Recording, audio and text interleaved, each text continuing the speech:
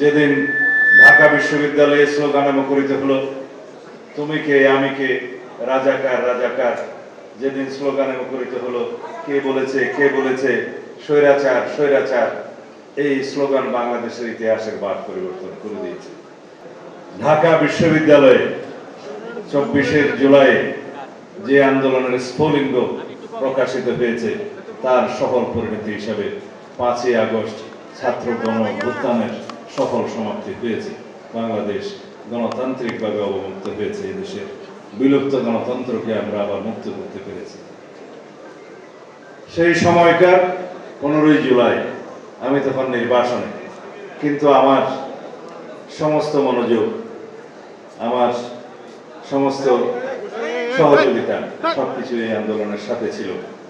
আমার সহযোদ্ধারা জানে এবং যারা জুলাইয়ের এই ছাত্র অভ্যুত্থানে নেতৃত্ব প্রদান করেছে, সহযোগিতা করেছে, তাদের অনেকেই জানে। আমি এই মেয়ের ছবি তখন দেখেছিলাম বিদেশে বসে। আজকে আমাকে আবার সেই ছবিটা রাকিব দেখালো, জীবন্ত ছবি। এই ছবি কথা বলেছে। যেদিন ঢাকা বিশ্ববিদ্যালয়ে স্লোগানে মুখরিত হলো তুমি কে আমি কে রাজাকার রাজাকার, যেদিন স্লোগানে মুখরিত হলো কে বলেছে স্বৈরাচার স্বৈরাচার, এই স্লোগান বাংলাদেশের ইতিহাসের বাদ পরিবর্তন করে দিয়েছে। তার পরবর্তী দিনে সমগ্র বাংলাদেশে মাফিয়া ছাত্র সংগঠন, ছাত্রলীগ এবং আওয়ামী লীগ যুবলীগের নেতৃত্বে সমস্ত শিক্ষা প্রতিষ্ঠানে হামলা চালালে এই তরুণী সেই হামলার শিকার পায় এবং তার একটি ছবি ভাইরাল হয় দেশে এবং বিদেশে। ছাত্র আন্দোলনের বাঁক ঘুরে যায়।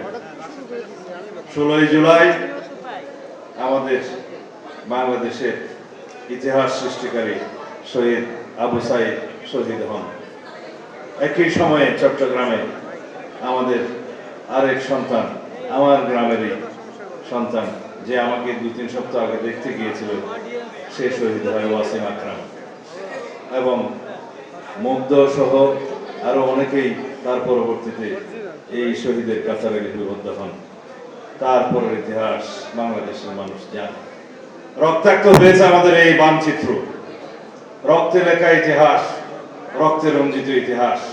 বাংলাদেশের নতুন করে এই ছাত্র গণ অভ্যুত্থানের মধ্য দিয়ে আমরা জনপ্রত্যাশিত গণতন্ত্রকে মুক্ত করতে পেরেছি। সেই গণতন্ত্রকে রক্ষা করার দায়িত্ব এখন আমাদের সবার।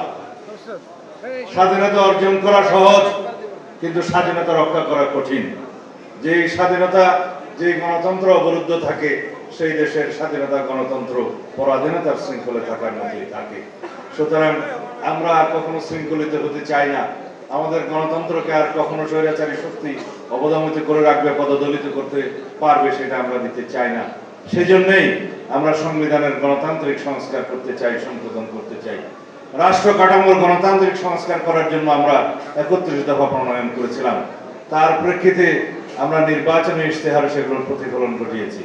আমরা সারা বাংলাদেশের সকল রাজনৈতিক দল, ফেসিবাদী শক্তি বাদে সবাই একত্রিত হয়ে জাতীয় ঐক্যমত্য কমিশনে আমাদের সংস্কার প্রস্তাবগুলো আমরা একত্রিত করেছি এবং জাতীয় জুলাই জাতীয় সনদ আমরা স্বাক্ষর করেছি। আমাদের ঘোষণাপত্র হয়েছে এবং জুলাই জাতীয় সনদ অনুসারে আমরা সংবিধান সহ অন্যান্য আইন কারণে আমাদের সংস্কার সাধন করব। এটা আমাদের প্রতিশ্রুতি, এটা আমাদের অঙ্গীকার। আমরা অঙ্গীকার করেছি যারা জুলাই যোদ্ধা আহত হয়েছে, শহীদ হয়েছে, যারা আহত হয়েছেন এবং যারা জুলাই যুদ্ধে অংশগ্রহণ করেছেন, তাদের সাংবিধানিক সুরক্ষা দেয়া হবে, আইনি সুরক্ষা দেয়া হবে, তাদের অন্যান্যভাবে সহায়তা করা হবে। এইগুলো আমাদের প্রতিশ্রুতি জুলাই জাতীয় সনদের অঙ্গীকারনামায় লিপিবদ্ধ করা হয়েছে।